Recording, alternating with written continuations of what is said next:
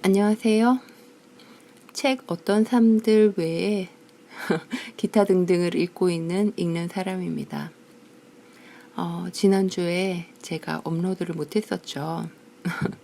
그게 제가 겨울이 시작하면서부터 계속 감기 조심하시라고 그렇게 이야기를 했는데 제가 감기에 걸렸더라고요. 사실 감기에 걸리고 난 다음에도 제가 업로드를 했던 것 같아요. 감기에 걸렸는데 감기에 걸린지 잘 모르는 상태로 그냥 꾸역꾸역 했던 것 같아요.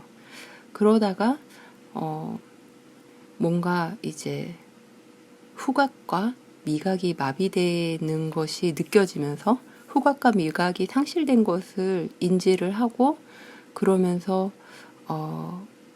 목이 너무나 아프면서 관절과 근육통이 동반이 되는 순간 네, 자다가 깼어요. 너무 아파가지고.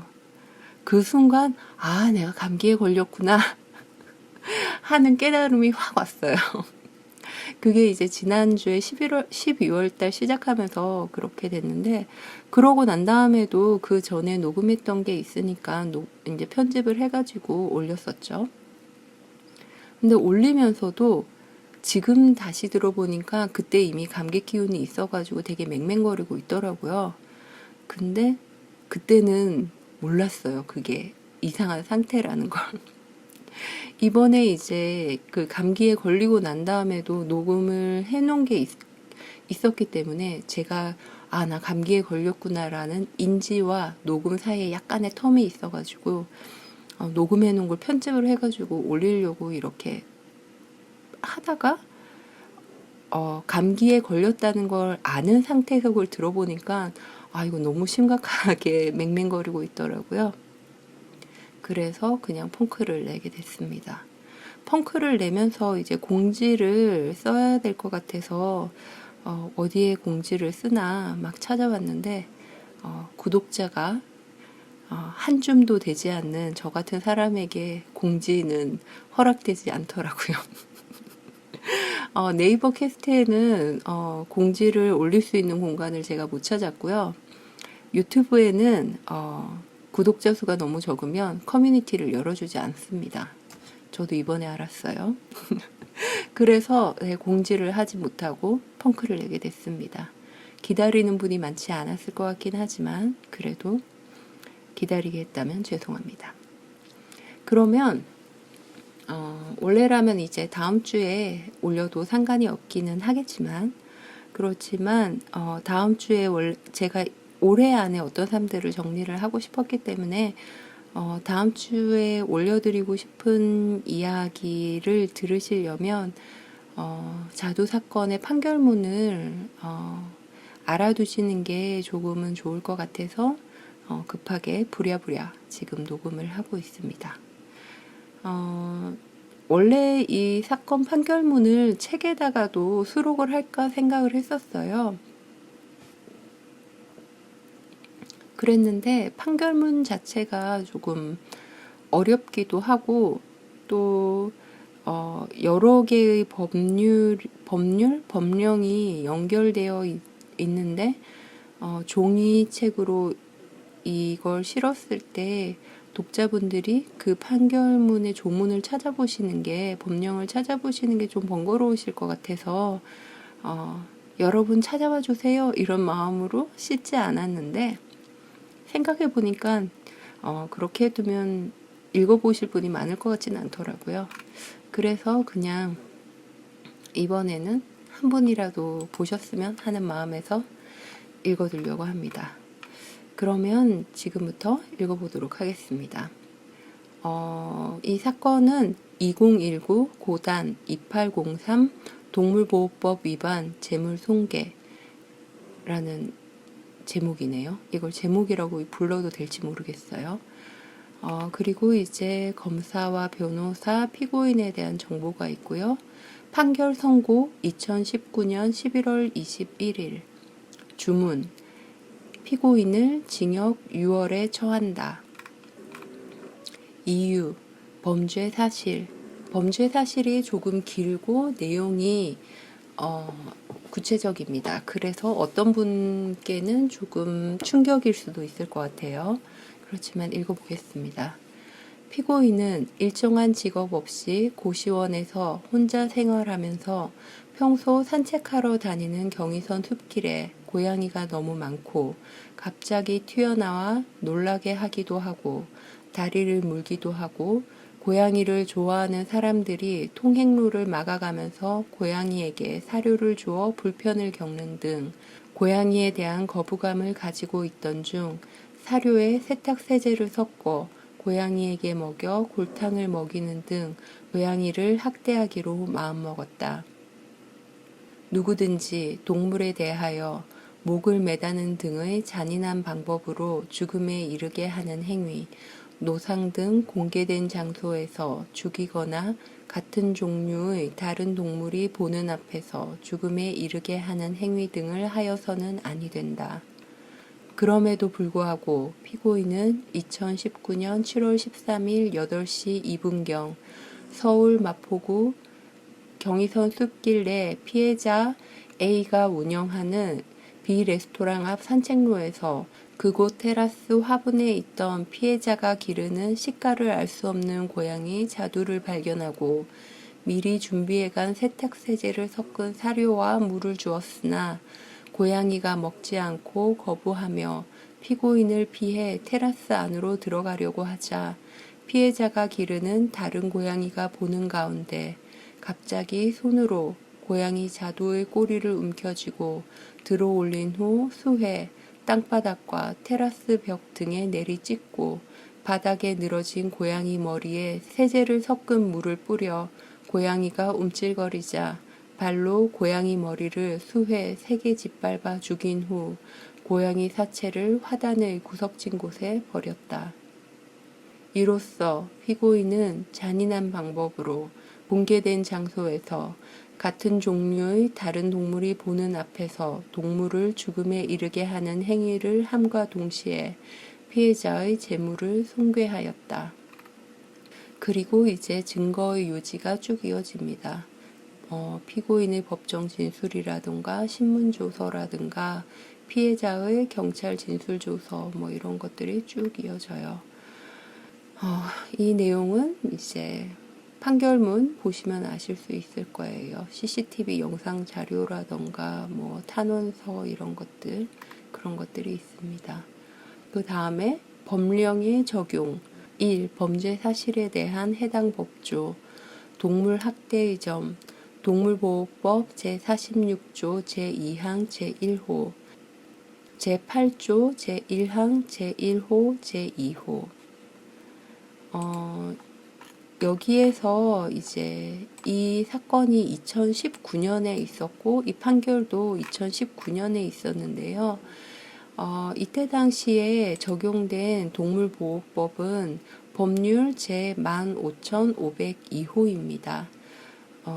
이 법률은 2018년 3월 20일에 일부 개정이 되어서 2019년 3월 21일에 시행된 법률이에요. 자두 사건 이후에도 동물보호법은 3차례에 걸쳐서 개정을 거듭했습니다. 그러면 일단 자두 사건에 적용된 동물보호법을 한번 보도록 할게요. 동물보호법 제46조 제2항 제1호를 한번 볼게요. 제2항은 다음 각 호의 어느 하나에 해당하는 자는 2년 이하의 징역 또는 2천만 원 이하의 벌금에 처한다. 그리고 그 1호가 제8조 제1항부터 3항까지를 위반하여 동물을 학대한 자라고 하고 있습니다.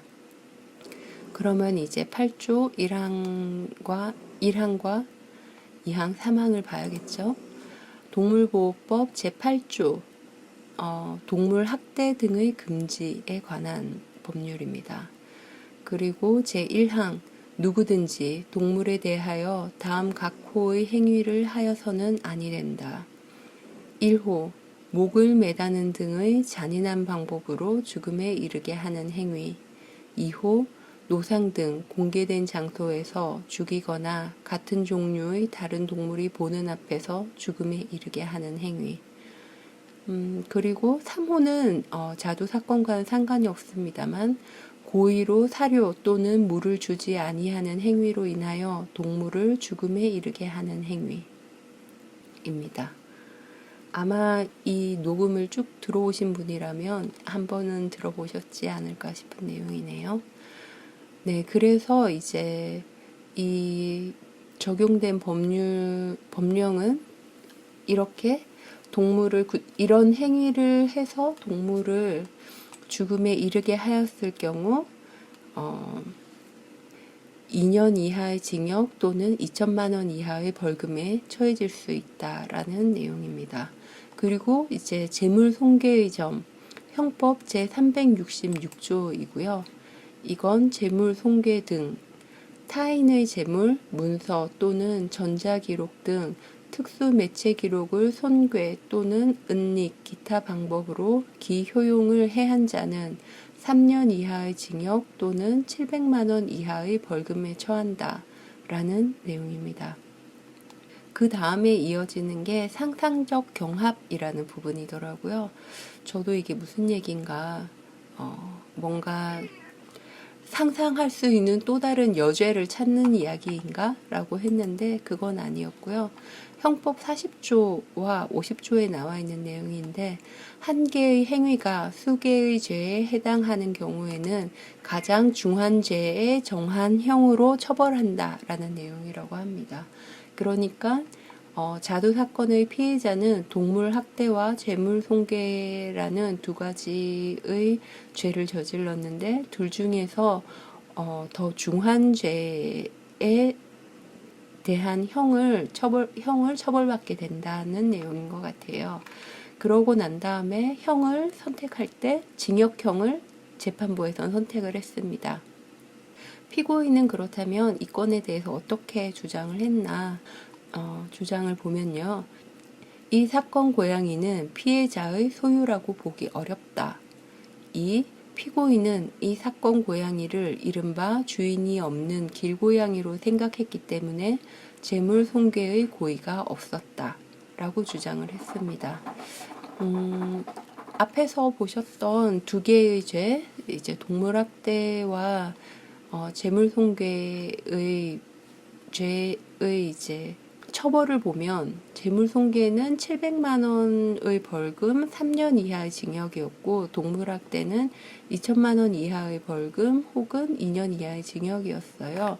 그러니까 이제 피고 측에서는 둘 중에서 더 중한 죄인 재물 손괴 쪽을 이제 피하기 위해서 이런 주장을 했던 게 아닌가 싶습니다. 그리고 이제 재판부에서는 이렇게 판단을 합니다. 앞서 든 증거들에 의하여 인정되는 다음과 같은 사정들, 즉 피해자는 이 사건 고양이를 관리 또는 보호하게 된 경위에 관하여 2014년경 길고양이 상태이던 어미고양이를 돌봐오던 중인 2017년경 이 사건 고양이가 출생하여 계속 보호해 오다가 2018년 10월경 이 사건 가게를 오픈하면서 가게 뒤편에 고양이 생활 공간을 만들어 매일 사료를 주는 등으로 관리 또는 보호해 왔고 가게 손님들에게도 사랑을 받는 고양이였다고 진술하고 있는 바 이러한 피해자 진술의 구체성과 그에 부합되는 관련 정황 등을 감안할 때 비록 그 어미 고양이가 당초 길고양이였다고 하더라도 이 사건 고양이는 출생 이후부터 피해자의 전적인 관리 또는 보호를 받아온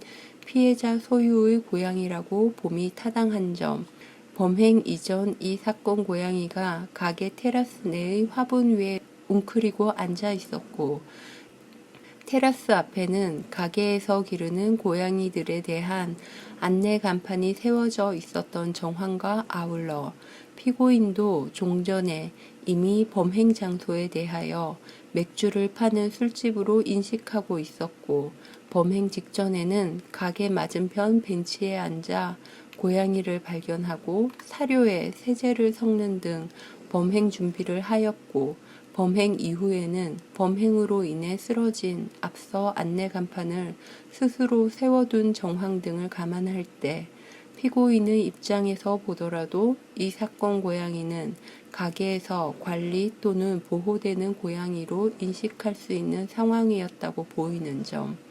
범행 당시에 이 사건 고양이는 피고인이 근접한 상태에서도 도망가지 않은 채 화분 위에서 별다른 반응 없이 머물다가 테라스 안쪽으로 이동하려 하는 등 길고양이의 전형적 특성을 보이지 않는 반면 피고인은 길고양이와 주인이 있는 고양이에 대한 본인 나름의 구별 기준도 설명하지 못한 채 무조건 길고양이인 줄 알았다고 진술하고 있는 점 등에 비추어 보면 피고인으로서는 이 사건 고양이가 가게 주인에 의해서 관리 또는 보호되는 고양이일 가능성이 있음을 인식하고서도 이를 용인하여 범행에 나아간 것, 즉 적어도 피고인에 대하여 그 소유주가 있는 고양이라는 점에 대한 미필적 인식은 인정되는 사안으로 판단된다. 라고 이야기합니다. 조금 복잡한가요? 저는 이 판단에서 되게 여러 가지 생각이 많이 들었던 것 같아요. 그 여러 가지 생각은 다음에 읽어드릴 이야기에서 아마 한참 나오지 싶습니다. 양형의 이유, 다음의 정상들과 그 밖에 이 사건 변론에 나타난 여러 양형 조건을 참작하여 주문과 같이 형을 정한다.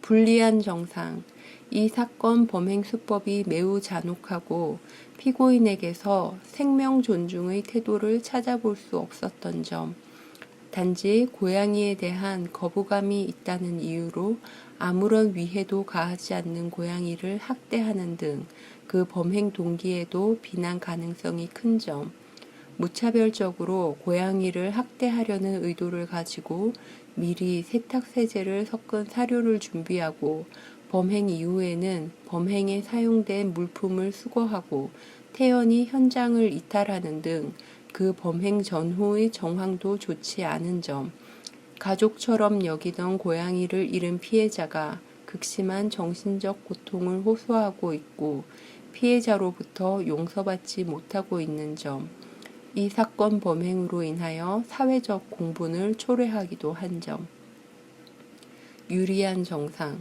경위에 비추어 피고인이 죽이는 결과까지 미리 계획한 것으로 보이지 않는 점, 비교적 오래전 1회의 벌금형 처벌 전력만이 있는 점, 반성하고 있는 점. 그래서 이렇게 불리한 정상과 유리한 정상을 따져서 제일 앞에 나왔던 피고인을 징역 6월에 처한다라는 주문과 같이 형을 정하게 된 것입니다. 네, 이 사건은 이렇게 해서 정리가 되었었어요. 그 다음에 이제 많은 것들이 달라졌죠. 그 이후에 이제 2019년 8월에 동물보호법이 일부 개정이 또 됐고 2020년에도 개정이 됐고 22년에도 개정이 됐었습니다. 그리고 아마 또 동물보호법이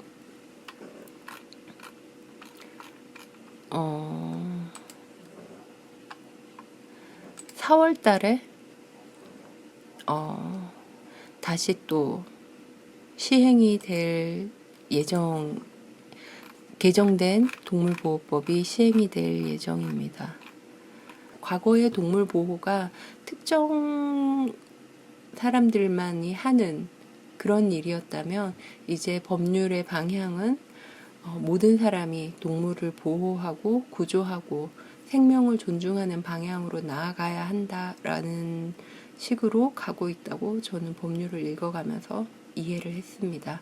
물론 앞으로 가야 할 길이 아주 많지만 그럼에도 과거에 비해서 점점 나아지고 있는 상황이다라고 저는 희망을 가지면서 보고 있습니다. 그러면 이제 다음 시간은 조금 많이 길 거예요. 조금만 미리 경고해 드립니다. 다음 시간에 조금 많이 길 건데 왜냐하면 이제 자두 이야기, 자두 사건이, 자두의 죽음 이후에 이제 이 판결이 나오고 그 다음에 후폭풍까지 미숙 씨가 견뎌나가는 미숙 씨의 삶에 대한 이야기들일 것이기 때문이죠. 그리고 아마 그건 지금도 일어나고 있는 수많은 동물 학대 문제, 를 관통하고 있는 많은 사람들이 겪고 있을 그런 일들이라고 생각을 합니다. 어떻게 보면 이런 문제는 남의 일이죠. 남의 일이지만 동시에 완전히 남의 일은 아니라고 생각을 합니다. 사회에서 일어나는 모든 일들은 다 마찬가지죠. 완벽한 남의 일 같은 건 존재하지 않죠. 그게 인간의 사회적 동물이라는 의미인 것 같습니다. 그러면 급하게 후다닥 재밌지 않은 내용인데 그래도 의미가 있을 것 같아서, 그리고 다음 주에 읽어드릴 이야기를 위해서 급하게 해서 올리도록 합니다. 여기까지 들어주셔서 감사하고요. 다음에 뵙겠습니다. 감기 정말 조심하세요. 마스크 꼭 쓰시고요. 재채기는 사람이 없는 방향으로 코와 입을 가리고 아셨죠? 그럼 다음에 뵙겠습니다. 고맙습니다. 안녕.